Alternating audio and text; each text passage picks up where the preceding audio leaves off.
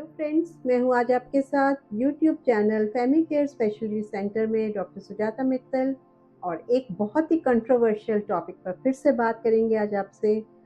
Scientific basis आपका उसको बताऊंगी मैं, वो है मिल्क वर्सेस नो मिल्क। तो कैंसर पेशेंट्स आते हैं, क्रॉनिक हेल्थ कंडीशंस के पेशेंट्स आते हैं, और फर्स्ट थिंग मैं उनको कहती हूँ कि आपको बहुत, मैं ही नहीं, अब तो बहुत सारे डॉक्टर्स भी कहने लग गए हैं कि आपको मिल्क बंद करना है। क्वेश्चन ये रहता है कि सदियों से हमारे देश में मिल्क को अमृत तुल्य माना गया है, तो हमें मिल्क क्यों बंद करना है, और अगर मिल्क बंद करेंगे तो हमारा कैल्शियम है, हमें प्रोटीन है, वो कैसे मिलेगा। तो सबसे पहले हम आज आपसे बात करते हैं कि मिल्क बंद करने के लिए क्यों कहते हैं। तो देखिए, मैं आपको एक बात बताना चाहती हूँ कि मिल्क जो आपने सुना अमृत तुल्य है, बिल्कुल अमृत तुल्य है। पर जो मिल्क सदियों से चला आ रहा था, पुरातन समय से जो चला आ रहा था कि वो अमृत तुल्य है, वो वैसा अब मिल्क नहीं रहा है। क्योंकि लोग पहले अपने घरों में गाय रखते थे, भैंस रखते थे, उसकी सानी करते थे, चारा खिलाते थे, प्यार से रहते थे, गाय की सेवा करते थे, और हर घर में अपनी ही गाय होने के कारण उसको बेचना नहीं पड़ता था। छाछ है, दही है, आसपास के लोगों को ऐसे ही डिस्ट्रीब्यूट कर देते थे। और प्रेग्नेंट भी जब वो होती थी, हर 2-3 साल में एक बार प्रेग्नेंट होती थी, तो वो उनकी एक प्रक्रिया होती थी कि आप उनको मिलाने की, और उससे उनके प्रेगनेंसी होने का ये था।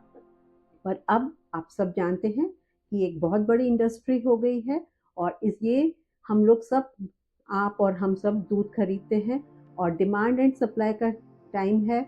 तो डिमांड इतनी ज़्यादा है कि किसी भी शादी में चले जाइए, किसी भी खाने में चले जाइए, दही और पनीर के बिना आपका कोई खाना पूरा नहीं होता है, पार्टी में, शादी में।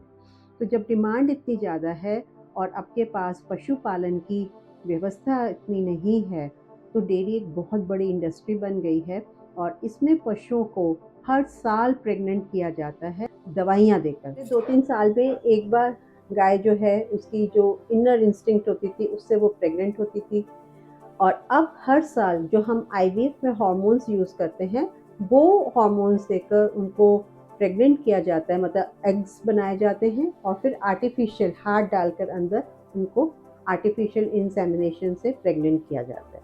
तो जब ये हार्मोन्स हम जो आईवीएफ के दे रहे हैं, मैं आपको बता दूं कि इनके बहुत साइड इफ़ेक्ट्स होते हैं, और इनसे कैंसर तक होने के चांसेस होते हैं। ये इंसुलिन रेजिस्टेंस कॉज करते हैं, आर्थराइटिस इनसे होती है, और डायबिटीज़, हाइपरटेंशन, इन सब के चांसेस होने के रहते हैं।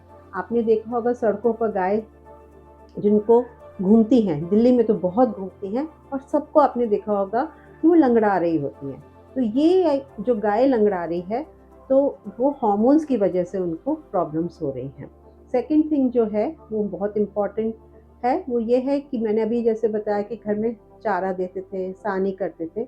अब ये डेयरी में उनको चारा, हरी घास तो देखिए ख़त्म हो रही है, खल भी कम हो रही है, तो उनको पैकेज फूड आते हैं, सोया और कॉर्न।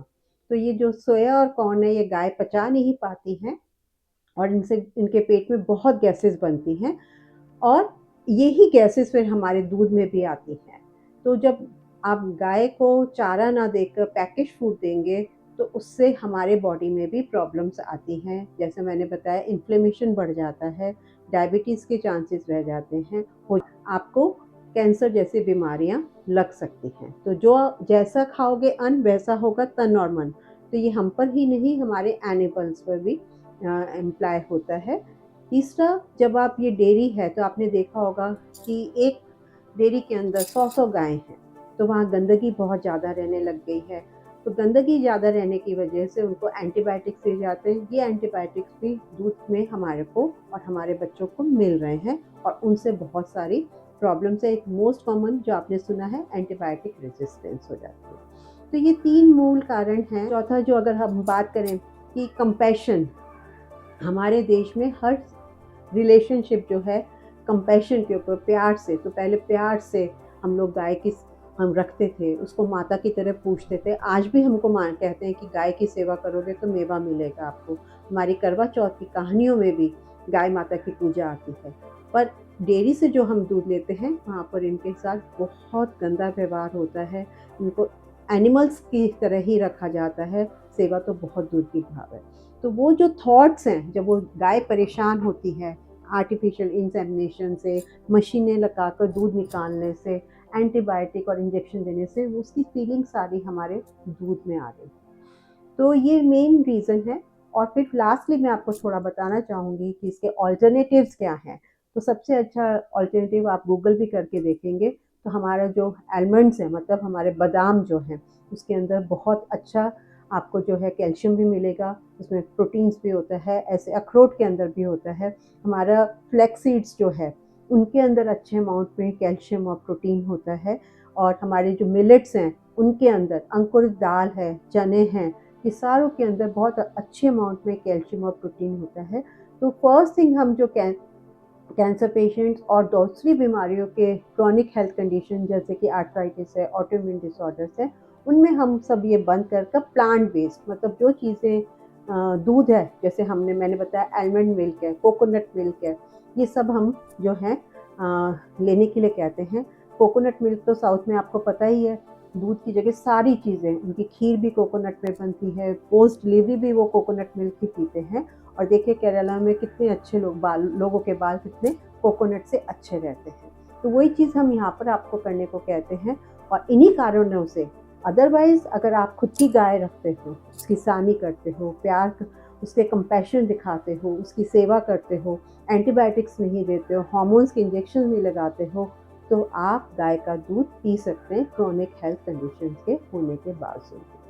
Thank you. आप अपने कमेंट्स डालिए, हम उसका जवाब देंगे।